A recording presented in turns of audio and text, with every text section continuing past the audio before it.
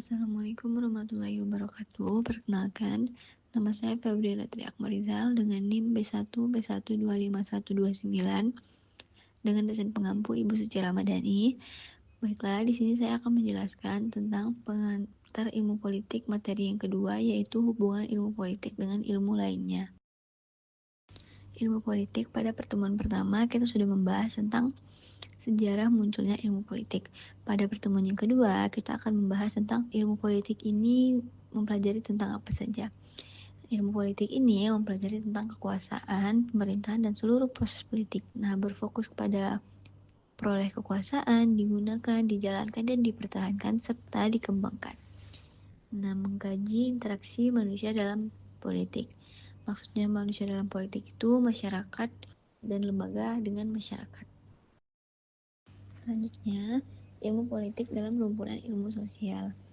Yang dimaksud dari sebagian dari rumpunan ilmu sosial ini yaitu berinteraksi erat dengan disiplin lain atau memahami fenomena yang tertera di sini, seperti sosiologi, psikologi, ilmu politik, antropologi, dan ekonomi. Nah, sosiologi itu pastinya mempelajari tentang sosial, keterkaitan individu dengan kelompok yang mempengaruhi dinamika politik.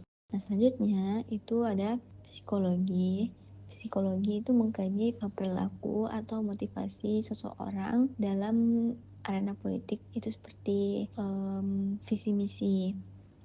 Selanjutnya, ilmu politik itu mengkaji kekuasaan pemerintahan dan pengambilan keputusan. Selanjutnya yaitu antropologi.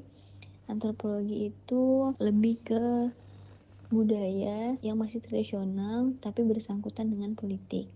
Selanjutnya ekonomi, yaitu menganalisis hubungan antara kekuasaan politik dengan kekuasaan ekonomi. Hubungan ilmu politik dan sejarah. Sejarah sangat berhubungan dengan ilmu politik. Kenapa begitu? Karena peristiwa masa lalu ataupun perubahan bahkan revolusi penting itu sangat berpengaruh pada pola pikir masyarakat sekarang. Kenapa begitu? Karena sempat dijelaskan oleh Ibu Suci, masyarakat itu memiliki pola berulang, di mana sejarah itu menjadi patokan berpikir masyarakat di era sekarang ini. Contohnya peristiwa 98 yang terjadi dengan demokrasi kemarin. Selain dari itu, sejarah ini juga menimbulkan perubahan yang sangat besar.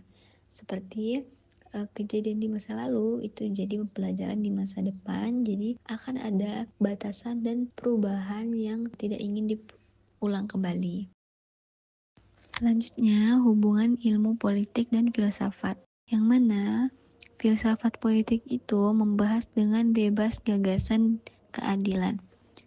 Nah, filsafat ini kondisi alamiah atau asal muasal, awal mula terbentuknya negara pemerintahan yang mempelajari filsafat. Seperti contoh, kenapa pemerintahan harus ada?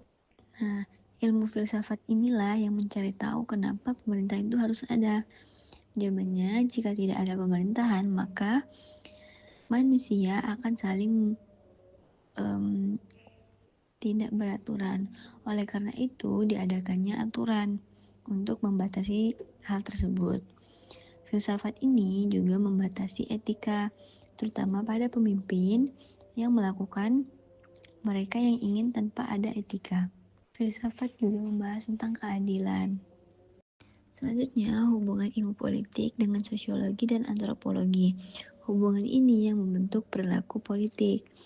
Ada 3 yang membentuk, yaitu pengaruh sosiologi, wawasan antropologi, dan studi kasus.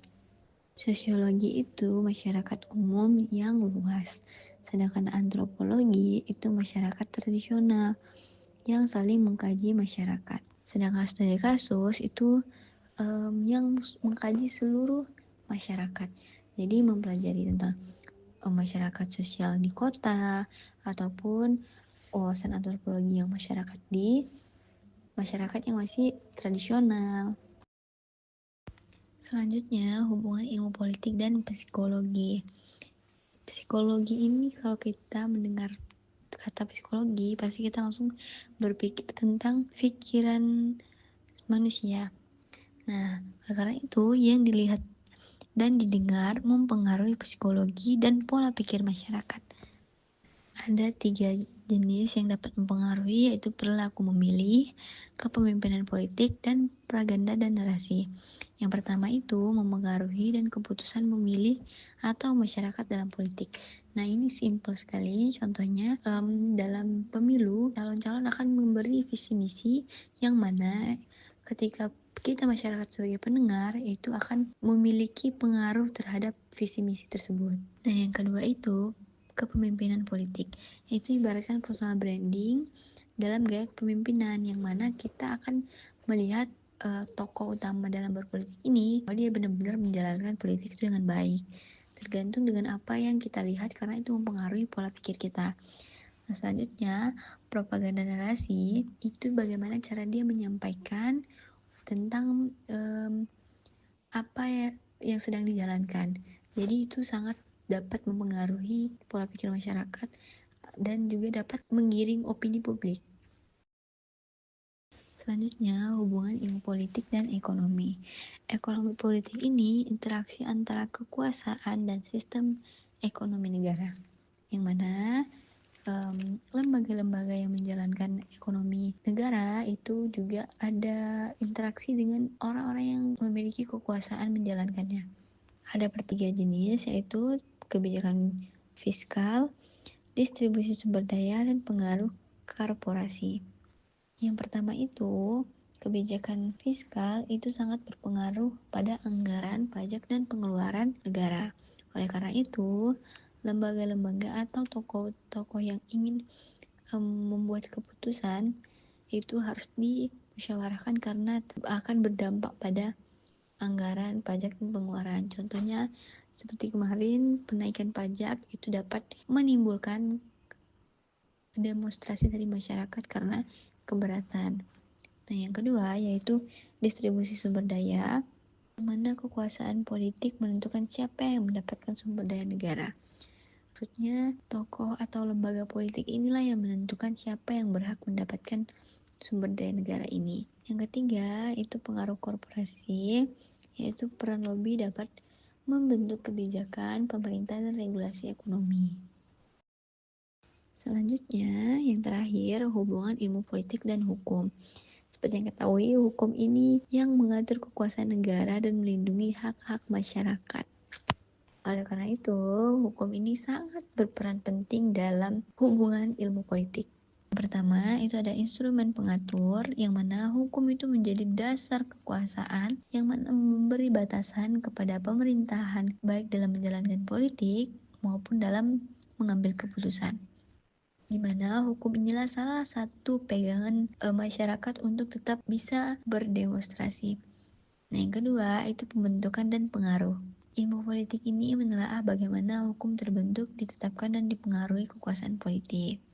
Nah, maksudnya ilmu politik ini juga mempelajari ibaratkan ilmu filsafat terbentuk dan terpengaruhnya hukum ini dengan kekuasaan politik. Dan yang terakhir itu penjaga demokrasi. Peran lembaga yang menjalankan politik dan hukum harus tetap menjaga aturan dan hukum serta undang-undang yang telah terbentuk agar tetap menjadi negara demokrasi. Maksudnya, hukum yang sudah ada ini, yang sudah ditegakkan sejak lama, kan susah payah, peran-peran lembaganya dan tokoh-tokoh yang menjalankan peran lembaga ini harus tetap menjaga agar masyarakat itu merasa aman dengan adanya hukum yang adil. Pada penjelasan yang kedua ini, ilmu politik dapat kita simpulkan sebagai ilmu interdisipliner. Yang pertama, ada saling terkait. Nah, ilmu politik ini tidak berdiri sendiri, tetapi sangat bergantung dan saling mempengaruhi. Seperti tadi, berpengaruh dan saling berkaitan dengan psikologi, ekonomi, hukum. Yang kedua, pemahaman holistik, di mana analisis dan menemukan solusi inovatif bagi masalah politik.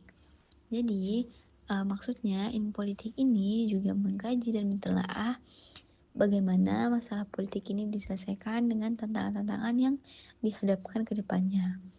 Selanjutnya tentang masa depan, integrasi ilmu menjadi kunci dalam menghadapi politik global dan lokal yang selalu berkembang. Maksudnya, ilmu politik ini juga menjadi kunci untuk menghadapi tantangan-tantangan global di era yang selalu berkembang. Jadi, ilmu politik ini sangat membutuhkan dengan ilmu lainnya dan memiliki sudut pandang yang sangat luas. Baiklah, sekian penjelasan dari saya tentang materi pertemuan yang kedua. Mohon maaf apabila ada kesalahan dalam menyampaikan materi atau kesalahan dalam berbicara. Mohon maaf. Terima kasih. Wassalamualaikum warahmatullahi wabarakatuh.